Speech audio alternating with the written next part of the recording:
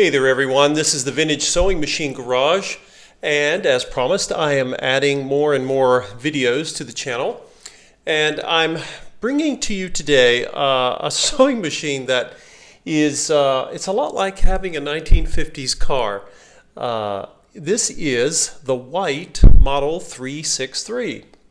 Now the White Company, you guys may have heard me mention in some of the other videos, was a big name in sewing machines. Many people, when they hear sewing machine, they hear Singer. Well, there were actually a number of companies. There were small companies, mostly the European companies, fairly small in terms of how they marketed machines in the U.S. and small manufacturers. But Singer obviously was the largest company, but White was right behind them, right on their tails. They were a huge organization. And some of you may know the name White from the old days. White made, a century ago, they made cars. And then for many years, they made heavy-duty trucks. And they made appliances. And they also made sewing machines. And I mean, they made them from the very earliest days of sewing machines. They had both rotary and oscillating style machines. And this particular model is heavily influenced from 1950s colors. Many of you have noticed that as you go back in time, a lot of sewing machines were black. They might have decorative decals, but black was sort of almost a standard color, not unlike the colors that were used for cars. Most people's automobiles were black for quite a long time. But after the Second World War, a lot of companies, including the Japanese, who were taking expired patents and getting into the sewing machine business, they wanted to get new customers, and they started using colors. And this is a 1950s color scheme. Now, this machine was made in the early 1960s, maybe 60, 61 or so, 62. And the turquoise color scheme, this is a two-tone scheme, right? Just like you would have seen in many automobiles of the era. And turquoise was such a popular color that it was put on all sorts of products, all sorts of things for the home, including sewing machines. So this is a clear break from the past where you had almost every machine was black. Now, the White Company, for many years, produced all of the sewing machines under the Kenmore brand. They made a ton of machines under their own brand called White. And as you get into the 1950s and 60s, the White Company had to keep up with changes. And one of the big changes, of course, originally introduced by the Italians with the Necchi brand, was the idea that in addition to straight stitch, you could also do zigzag. And a lot of people today, you might look at zigzag stitches and say, well, okay, well, I don't see what the big deal is. But that's because a lot of people today have access to what we call in North America home sergers. The rest of the world calls them overlock machines. But those machines did not exist for home consumer grade purchase back in the 50s and 60s. And so again, having zigzag stitching was a big deal.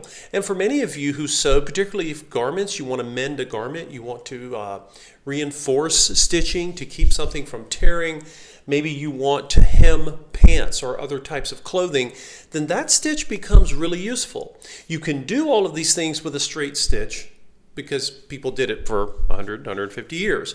But if you wanted to have that extra capability or flexibility, if you will, you wanted a zigzag machine. And Singer had come out with zigzag machines, but the White Company went with the Italian approach to zigzag, which is extremely heavy duty and beefy. Now, this machine particularly came in, this is the 363 model. And so it has a really wonderful adjustment for zigzag. It's very simple to use. It's very heavy duty. As I've gone through the machine, as you know, with all of my machines, I completely go through every section of the machine, including the feed dog drop. If you decide you want to drop these feed dogs, you most certainly can, because it has been cleaned and relubricated. As I mentioned before, many of these, they end up being stuck or frozen because they go without use for many years. But this one is restored and functional once again. Of course, you have reverse or back tack. And This machine also offered something that was more innovative for the time. You could adjust the needle position. Now, many of you who sew will simply put the needle right in the center. It's centered right now, and that's where you will do your sewing. But there were other lots of sewing and fashion trends where people wanted to be able to sew with the needle over to the left or to the right. And you could do it with this machine. You could not do it with the traditional machines. And remember, manufacturers, they wanted to encourage people to buy new sewing machines. So they had to do something innovative because, as you've seen with a lot of the old, many of the machines I restore are over 100 years old and they're not worn out. They're wonderful and they're very strong. And so in order to find new consumers, companies would eventually add features. So like many other machines, this one has a light, and I've got some natural light in here, which I prefer to make my videos in, so I won't use it today for showing the machine. And you adjust the stitch width here, and you adjust the stitch length here. You have your tension dial. You load your bobbin from the side. These are class 15 bobbins, and these bobbins, many of you know them because they're still used in sewing machines today. These are, of course, steel, and these are bobbins which hold more thread than any other home sewing machine bobbin type. So you don't have to change out your bobbins as often, and that's kind of nice to have. Nice feature. And of course, there is a bobbin winder here. Many of you who do a lot of sewing, you have your own separate bobbin winding device. It's just easier. But these are simple to use, and this one is functional, of course. And it has a new bobbin winder tire. Just like with all of my machines, every section of the machine has been cleaned. It has been tested to make sure it's not sticking, and then it's been relubricated. And I spend a lot of time doing this type of procedure with machines because very often, and I've talked about this before, machines sometimes sit for long periods, and they're like automobiles. They need to be used. They're happiest when they're being used, and they function better that way. Of course, you have the ability to adjust the pressure on your sewing feet here. This machine, by the way, guys, takes low shank feet. So you can buy new feet for this machine if you want, or you can buy vintage. I like the vintage feet. They don't cost any more than new, and I think they're kind of cool, and I think they're made a little bit better than the new ones. Another thing to mention to you, this machine can hold 2 spools of thread. You can set it up for dual stitching if you are that ambitious. Probably one of the things that really sets this machine apart is that, and this is true for all of the White machines of this era, the White company was competing with Singer, and at this point they were competing with Sears. Sears was a massive retailer, but the White company no longer had the contract to make Sears sewing machines, and so they were having to kind of distinguish themselves a bit more. And one of the ways they did this was with the power of their motors. The amperage is what you look at when you're trying to ascertain just how strong a sewing machine motor is. Now, many motors from the vintage era, going back to the beginning of electric sewing machines, sometimes the amperage might be 0.7, 0.8. And you could sew really thick materials with those. But again, just like with horsepower in cars, companies were trying to one-up each other to try to get customers to buy from them. So for example, a Singer of this era, Singer was having its zigzag machines. By this point, some of them were being made in France and Italy, and of course they still had their Slentomatics made in the US. And the Singer might have a motor with 0.9 amps. I'll just throw that out there, sometimes less. Kenmores were typically the highest you could get 1 or 1.2 amp, and 1.2 was pretty darn strong. Well, the White company saw that and said, well, let's just one-up them. So most of the White sewing machines from this time period have 1.3 amp motors, and that's what this one has. They are incredibly well made. Both the Kenmore and the White electric motors are just unbelievably high quality, and the White has one of the most powerful sewing machine motors ever put into a home sewing machine. Now, a few of the German machines had 1.5 amps, but those are very uncommon. Almost always you will see 1 amp or less. So to have 1/3, almost a third more of the amperage in this machine's motor makes it very, very strong. I mean, it produces quite a lot of torque and piercing power, which is what people pay attention to. So I have installed a new needle in this machine, and I use Organ brand titanium coated needles because I just think they're better and they're worth a little bit extra you pay. But any new home sewing machine needles will fit here just fine. So I am going to begin demonstrating this little powerhouse. And I'll start, let's start with some zigzag.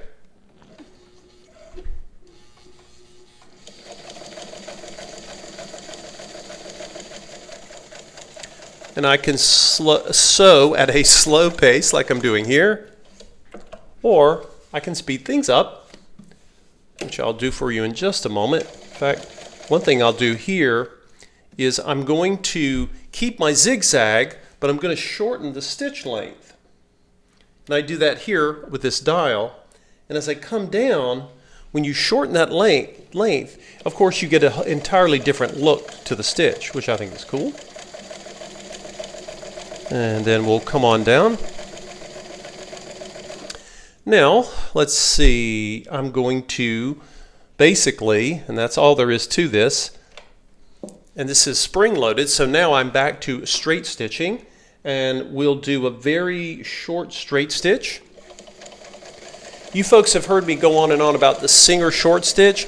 Well, the one that the White machine makes is also really refined. Again, White and Singer were almost equal. Singer was a little bit bigger company, but the White company was no tiny outfit. It was a massive enterprise. They were based in Cleveland, Ohio. Let's see, I'm going to now come over here and do the long stitch so you can see how the stitches appear. They all appear a little different. Let's see.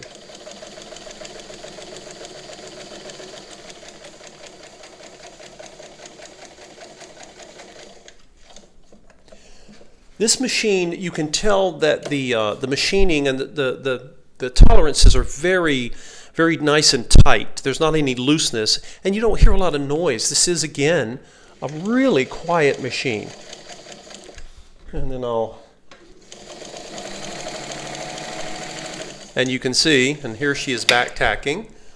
I hit the accelerator hard and it went flying, so you can sew quickly for those of you who want to.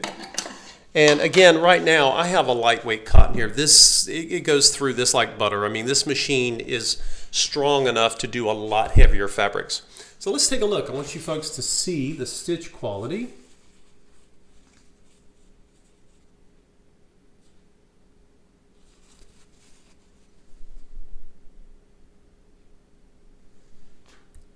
And you'll see the different length of zigzag I've done. Of course, the straight stitches. And let's see, we'll come over here and you'll see those nice little short straight stitches.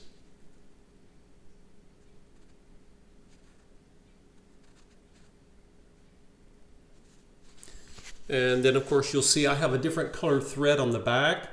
I try to use different threads for both the top and the bottom so that you can see that the stitch is balanced, right? And that's a good way to test your own machine when you're doing that. So let's take this, I'm going to fold it over. Let's see, that was 2 layers, and then here's 4, and then I'll fold it again and we'll do 8. And again, you know, I just went from 2 to 8 layers, and the machine's not even going to bat an eye. Because remember, these machines were conceived and engineered to be able to sew different projects. Most people, if they had a sewing machine, and most people did, they had one machine for their whole house that everyone used. And the machines were used for everything from baby clothes to draperies. And so they had to be flexible. You know, you had to be able to use that one machine for lots of different projects. Well, okay.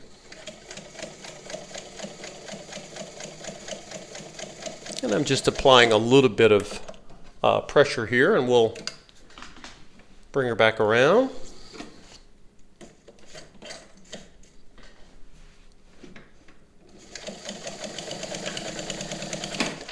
And as you can see, even with 8 layers, you can sew quickly.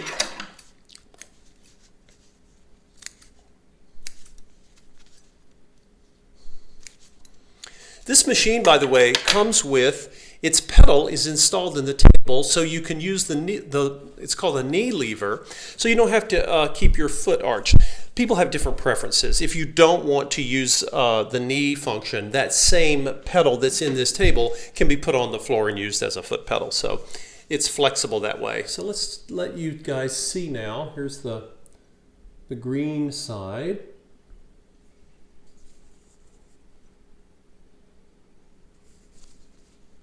And then you'll see the other side.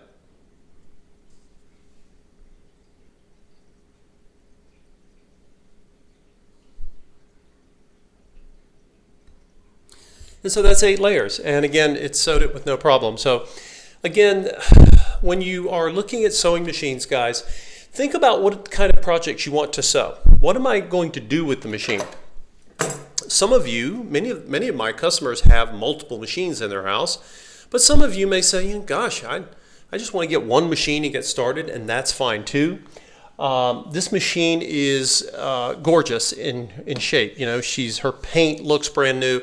And I get a feeling that whoever had this machine used it a little bit, but they probably were not as big a fan of sewing as other people, because I don't even see really any scratches or chips anywhere. The machine has largely been a little time capsule, and it's just been sitting here. And it just needed, it needed a full servicing, which I have given it. And again, always ask people, if you buy a machine that's been overhauled or serviced, ask them what they did to it. Maybe they did a lot. But just brushing off the dust and squirting a little oil in the top is not enough. It needs to be taken apart in the sections that come apart and thoroughly gone through. Many times, remember, some of these machines, this one is more than 50 years old, and so the old lubrication, I have to remove that because sometimes it gets a little like a varnish or it gets sticky, and then I clean it and then I re-lubricate it. And it's amazing that they will even move with the old oil, given that they've been there for a half century. But if you're going to get one of these, have it gone through. I mean, it's a small investment when you consider that this machine, it's heirloom quality. It's going to last a long time if you take care of it.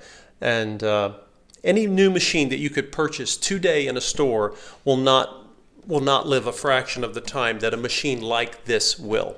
So anyway, this machine, by the way, comes in a really nice cherry table, which is also well cared for. Anyway, if you have questions about the machine or you would like to set up a time to see it, let me know. You can bring your own fabrics and materials to test out, or I always keep some here for people because they often forget to bring something, and I want them to be able to sit down and take it for a test drive, see what you think about it. These machines, again, there are plenty of them out there, but you want to find someone who can go through the machine, overhaul it, and truly get it ready. I call this a full overhaul or restoration. It's not a simple, dusting and oiling. It needs more than that. But once that's done, for whoever buys this machine, all you have to do is keep your feed dogs clean, which you would do with any machine anyway. And with every project, you just put 1 drop of sewing machine oil. And this machine has all of the holes right here. You don't have to take anything apart. It's beautifully simple to maintain, and it is one powerhouse, I'll tell you, with a 1.3 amp motor. So anyway, guys, I appreciate you watching. If you have any questions or comments about white sewing machines or any machine from this era, please let me know. A lot of these machines go underappreciated, and I don't think people realize when something like this is sitting, somewhere in your house that, someone wanted you to have it. You may not realize the quality and the power in the machine that you've got. So if you got something hiding in your house, take a look at it and see if you're interested in having it overhauled or restored. And maybe you'll be interested in learning to sew or getting back to sewing. But anyway, thanks for watching, folks, and stay tuned. I'm going to be continuing to add more videos, and I'll also be making a video soon to kind of get your idea about what kinds of videos you'd like to see. I have a few ideas, some things that people have been asking me about that they're having a hard time finding on YouTube. So I'd like to do that, to come up with something that would be useful to you other than when I'm showcasing a machine that I have listed. Anyway, thanks for watching.